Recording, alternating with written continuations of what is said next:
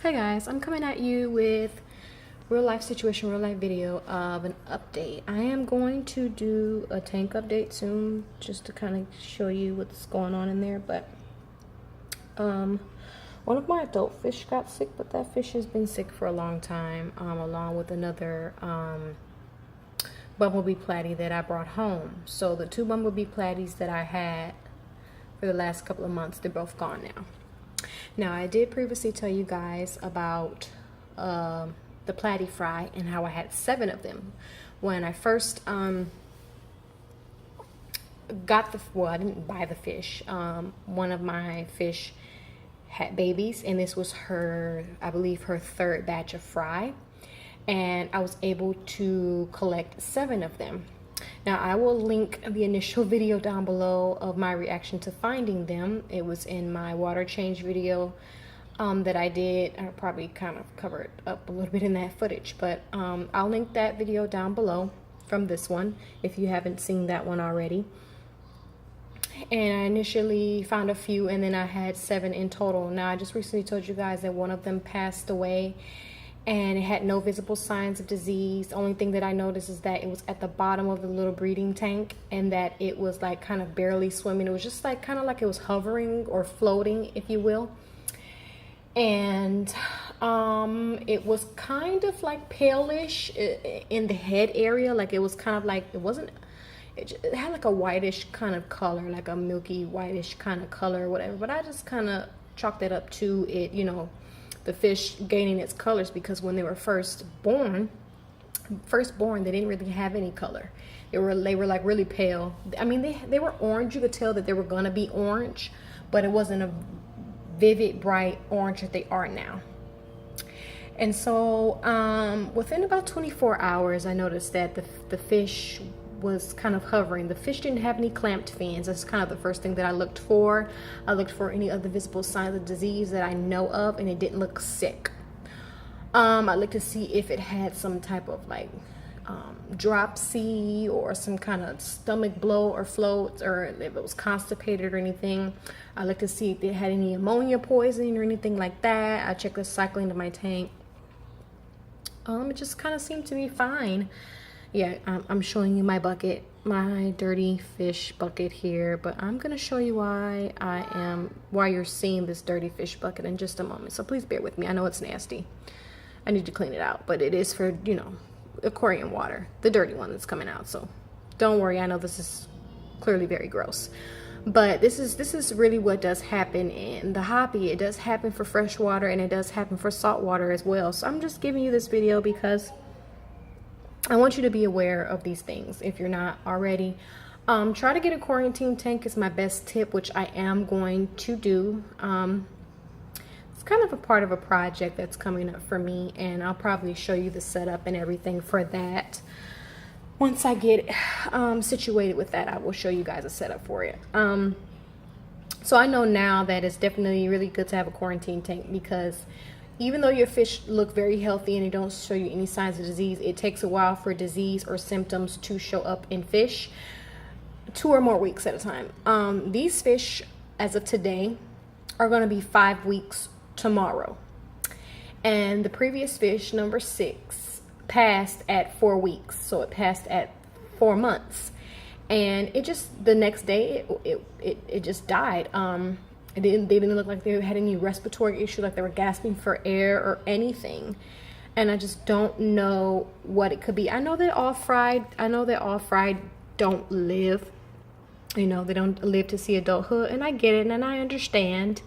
But I just want to know what exactly happened with that fish. And then I had another one that seemed to have died of the same thing. Now, mine knew when I took the unfortunate event of that fry out of the breeding tank, it actually popped when I used the fish net here to take the fish out. So when I went to scoop the fish out of the tank, it just burst. It burst, and I was just like, what in the world? So if any of you fish keepers of freshwater fish ever had that problem with your fry, or a fish that you've tried to take it out while it's sick or after it's passed, and it burst, Please let me know in the comments, because I don't know. I'm questioning. I don't know what's going on. I really don't.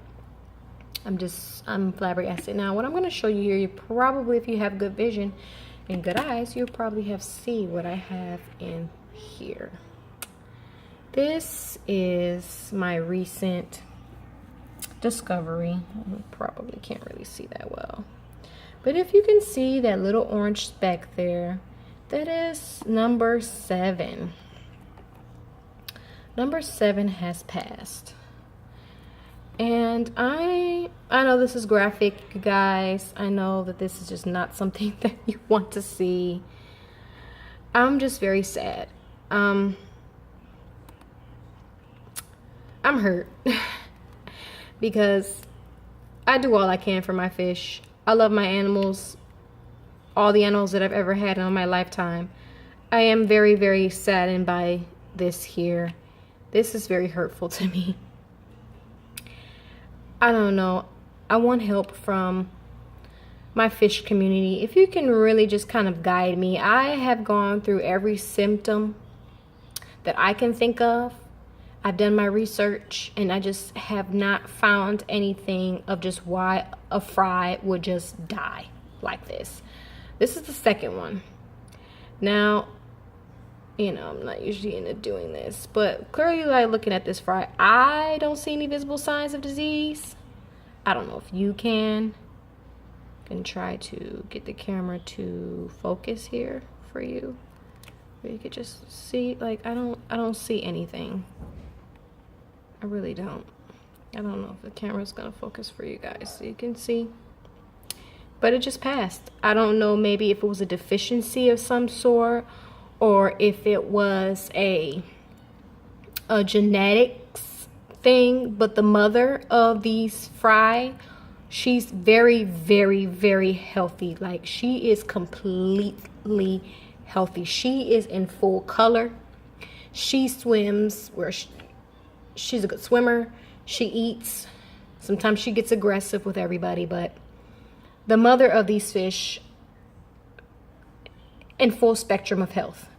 The father, I don't know who the father is. I believe I bought her that way. And you know, if anyone knows, live bearers usually can give you up to 3 or 4 batches of fry with one contact with a male fish, so they can hold the sperm for a very long time. So I'm more than sure that these fries' father is not in my tank. So that I know for a fact. My male fish is not fathering any fish at this point. I don't think any of my female fish like him very much. So yeah. But if you guys can help me out, please, somebody help me out. Give me some advice or something, so this doesn't happen again to me. I have 5 left now, and I'm very, very nervous. I've done a water change since then. I've done a water change. I've kind of cleaned everything out as best as I could without, you know, killing off my beneficial bacteria and things like that. So if you guys have any advice for me, please, please, please, please feel free to leave it down below, and I will see you in the next one. Bye-bye.